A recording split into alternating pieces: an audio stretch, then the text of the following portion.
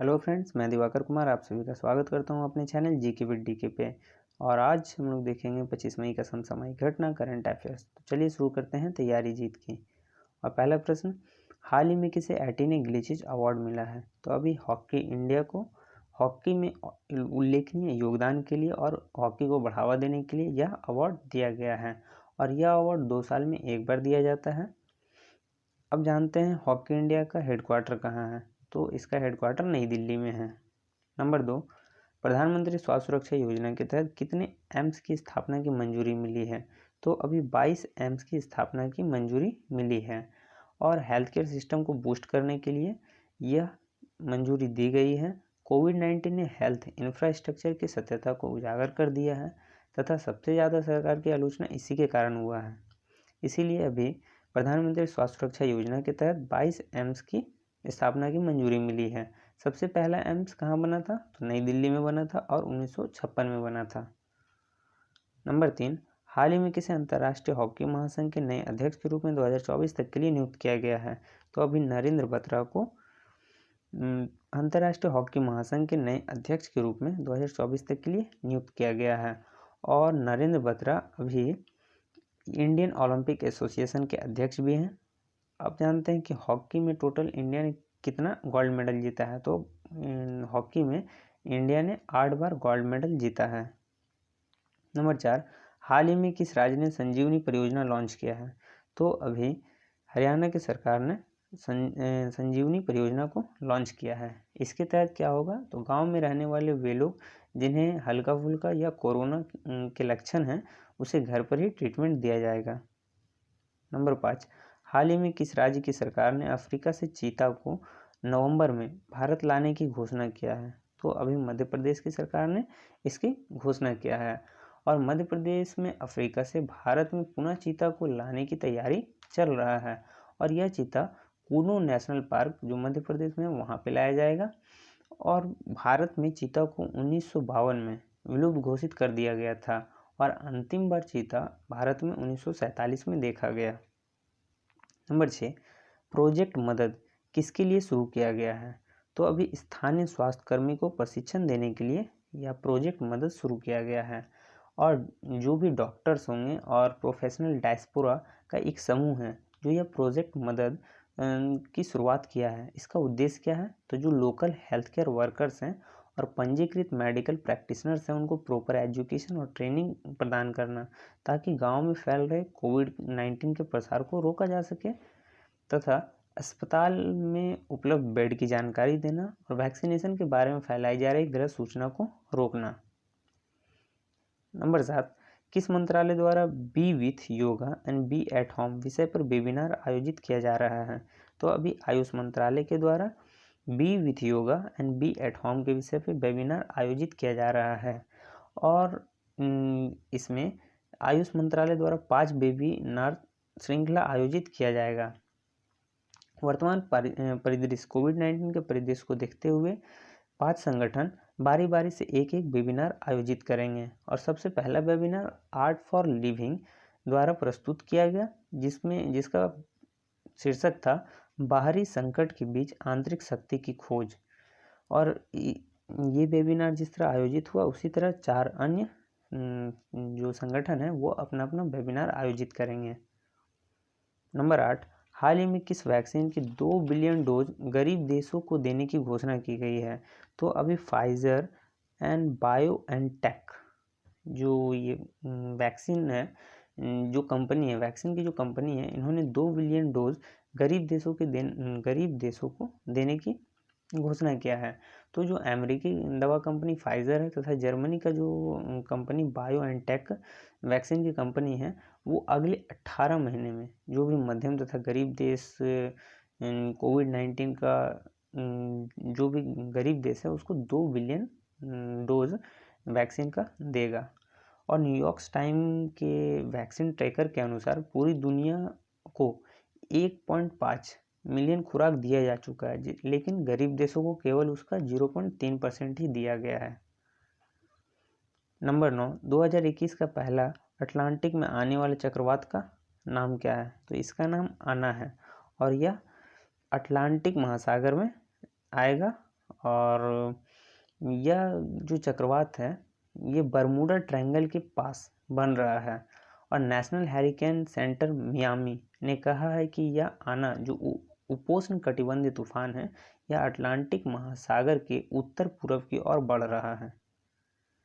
Number 10, हाल ही में केरल के किस व्यक्ति को भारत जैव विविधता अवार्ड 2021 दिया गया? तो अभी साहजी एनएम को यह अवार्ड दिया गया है।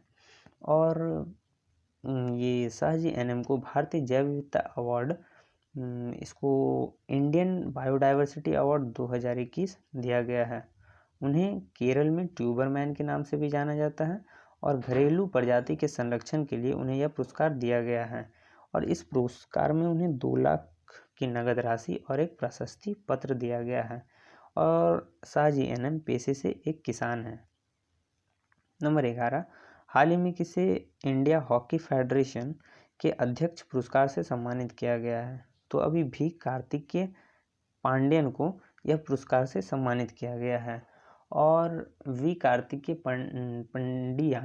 पांडियन एक ब्यूरोक्रेट्स हैं तथा 2011 से ये ओडिशा मुख्यमंत्री नवीन पटनायक के निजी सचिव हैं।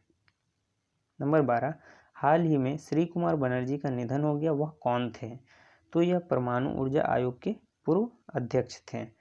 और श्री कुमार बनर्जी ऊर्जा आयोग के पूर्व अध्यक्ष थे। 6 वर्ष तक ये BARC Bhabha atomic research centre के निर्देशक के रूप में कार्यरत भी थे। और इन्हें पद्म श्री तथा भटनागर पुरस्कार से भी सम्मानित किया जा चुका है। ऊर्जा विभाग का अध्यक्ष परमाणु ऊर्जा आयोग का पदेन अध्यक्ष होता है और यह विभाग सीधे प्रधानमंत्री के नियंत्रण में होता है। नंबर 13, हाल ही में किस राज्य में मिशन ऑक्सीजन सेल्फ रिलायंस योजना लॉन्च किया गया? तो अभी महाराष्ट्र में यह योजना को लॉन्च किया गया है। और महाराष्ट्र में कोविड-19 के महामारी के दौरान ऑक्सीजन का डिमांड बढ़ गया है, इसीलिए महाराष्ट्र की जो सरकार है उन्होंने ऑक्सीजन इंडस्ट्रीज को प्रोत्साहन देने के लिए यह घोषणा किया है ताकि ऑक्सीजन प्लांट महाराष्ट्र में ज़्यादा से ज़्यादा लगाया जा सके। और जो भी वहाँ पे इंडस्ट्रीज़ लगाएंगे ऑक्सीजन इंडस्ट्रीज, तो उन्हें बिजली के दर में कटौती किया जाएगा, उनके दरों को कम कर दिया जाएगा, GST थोड़ा कम लगेगा और ब्याज में छूट दिया जाएगा। नंबर 14, 22 मई को किस राज्य ने कोरोना संक्रमण के कारण अनाथ हुए बच्चों के संरक्षण प्रदान करने के लिए मुख्यमंत्री वात्सल्य योजना की घोषणा किया है? तो अभी उत्तराखंड की सरकार ने मुख्यमंत्री वात्सल्य योजना की घोषणा किया है। और इसमें इस योजना में क्या होगा, तो अनाथ बच्चों को जो कोविड-19 के कारण जो अनाथ हो गए बच्चों को उनके भरण पोषण और शिक्षा की व्यवस्था किया जाएगा। और 21 वर्ष तक उन्हें 3,000 रुपये प्रति माह दिया जाएगा और 5% सरकारी नौकरी में क्षैतिज आरक्षण भी दिया जाएगा। नंबर 15, हाल ही में अफ्रीका महाद्वीप के किस देश में स्थित ज्वालामुखी माउंट नीरागोंगा फट गया है? तो ये अभी कांगो में स्थित था माउंट नीरागोंगा जो अभी फट गया है। तो ये 2 दशक के बाद कांगो के जो शहर एवं वहाँ के आसपास का जो शहर था गोमा शहर के नज़दीक यह ज्वालामुखी था माउंट नीरागोंगा जो भी फट गया है, जिससे पूरा आसमान में लाल रंग हो गया था तथा जो भी लावा था वो बहकर सड़क पर आ गया था। और पिछली बार जब ये 2002 में फटा था तो इसमें काफ़ी लोगों की मौत भी हो गई थी। और यह पूर्व मध्य अफ्रीका के विरुंगा पर्वत पर स्थित है। नंबर 16, हाल ही में युआंग लॉन्गपिंग का निधन हुआ है, वह किस देश के थे?